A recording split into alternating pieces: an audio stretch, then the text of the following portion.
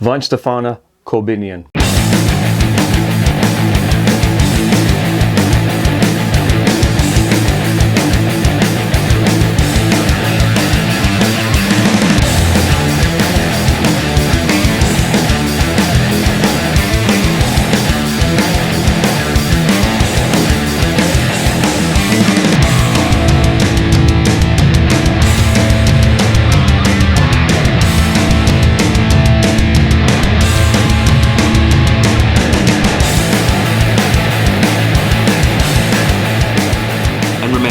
Life is too short to be drinking shitty beer.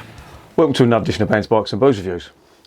Sun's over the yard arm and I've got some beer from Weinstephaner, the famous German brewery that is reputed to be the oldest one in the world, going way back to 1016 I think it was. So yeah, pretty good pedigree this lot. They have got some fantastic beers in their range. Before I get onto this, I just want to clear a couple of things up. I made a video the other day about the merge between Carlsberg and Marston's. I was reading today that the staff at Marston's all have to go through what they've called a consultation period. Now, whether that means redundancies or not, I don't know. But, you know, my views on Marston's beer, everyone knows that, but no one wants to lose their job, especially in times like this. I've just read that today. All they said was the staff are going to have, each staff member is going to go through a consultation period. Now, I don't know what that means, and I can only assume they're basically either going to re-interview them, or they're going to see exactly what they do, audit what they do, and I'd imagine if there's a crossover between skills, they're going to dump them, which I think is pretty fucking disgusting actually, but you know, that's the nature of takeovers. There's a fucking fly buzzing around me and it is starting to piss me off. I'm gonna have to do a fucking Mr. Miyagi on him with the chopsticks. I fucking squashed the little bastard. I hate flies. But yeah, that's what I was reading about today. And yeah, you just think to yourself, well, you know, how does that work out? I'd love to know the ins and outs of that. But this is all going to happen later in the year, apparently, so I'll comment more when I know more. So let's get back to this beer. Anyway, yeah, as I say, this is they've called it a Dunkel Starkbier. It's basically a Doppel Bock. And if you don't know what a Doppel Bock is, I'll quickly go over it. Doppel Bock originates in Germany. From this lot, I think, they were the first ones to brew it. And it came about by accident, really. What it was, the monks who were brewing this, obviously very religious, coming up to Ash Wednesday, they have to fast. And, you know, obviously they can't eat anything. So they come up with the idea, let's make some stronger beer that will give us more nutrition, because there's nothing to say they couldn't drink within it. And what happened was, you know, they started doing this, but then they started worrying about, you know, would the Pope be upset? I mean, this is how far it's going back. So they sent some to the Pope to approve of. And obviously back then, didn't have the transportation they've got now.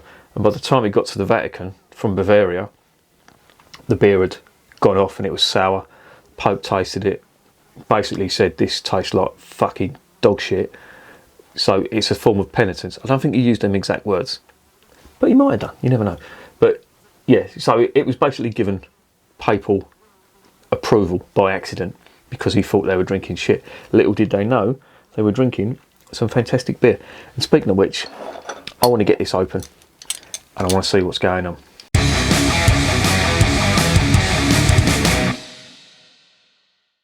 Okay, it is a 500ml bottle. It is 7.4%, which you would expect from a Doppel Bock. Doppel Bocks are strong by nature. It's called Korbinian after Saint Korbinian, not after the bearded IRA sympathiser who used to be part of the Labour Party. Don't know what your politics are, don't care. He was a fucking bellend and he's gone. Doppelbock, yes, that's what it says on the top. I imagine that Saint Korbinian looks nothing like the bearded twat. Dunkel Starkbier, basically dark, strong beer, or that's what it translates to. And yeah, brewed to the Reinheitsgebot. So yeah, that's it in a nutshell. Let's get it open and let's see what's going on.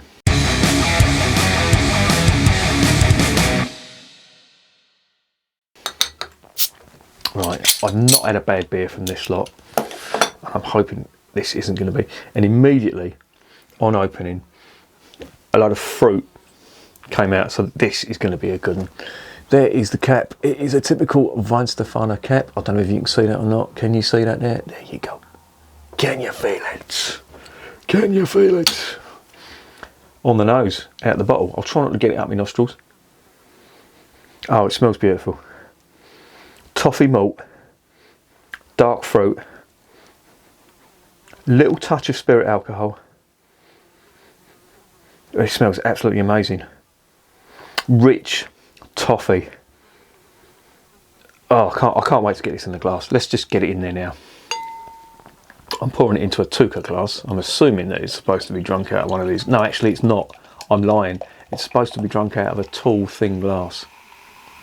But fuck it. Here we are. Now, there's no head on that at all. Not unusual because of the strong alcohol content. Usually that makes the head dissipate. It's a lovely ruby colour. Very dark ruby colour on the nose. Oh, it smells amazing. Oh, that is so rich. That is toffee malt. The fruit element in this cannot be underestimated at all. It smells of figs, dates, touch of grape on there as well, dark coloured grape. But it just smells amazing. This fucking flight is going to get it in a minute.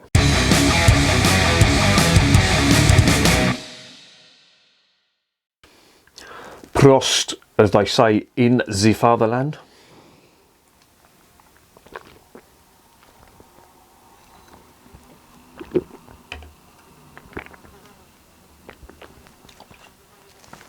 Oh.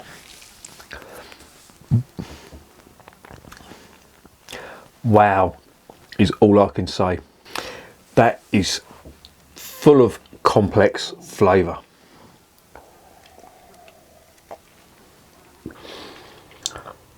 I'm getting dark fruit, tons of it, raisin, figs and dates, dark forest fruits. That's what it's coming across initially.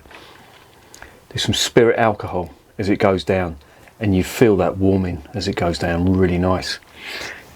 The arse end on it is just toffee and caramel, a little touch of chocolate, but mainly toffee, malt, and it's just amazing.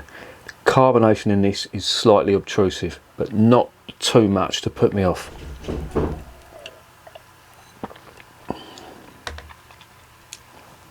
It's almost got a Belgian-like flavour to it, but it is really, really nice. And it's, you know you're drinking something strong on this because that warming, that alcohol warming that's going down is really nice. And it's just amazing. It is absolutely stunning. You know, you cannot fault this, or I can't fault this. For me, it's just doing everything right. I'm getting tons of flavour, lovely aftertaste. If there was one minor gripe, I would say it's the mouthfeel. It's slightly, there's a little touch of too much carbonation on that, but that is just minor. It really is.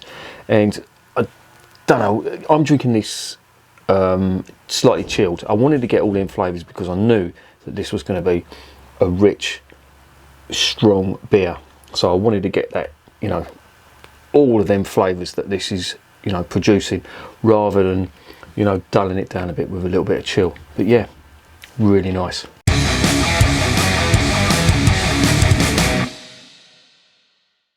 So what's the verdict? Well, what can I say? This is just amazing.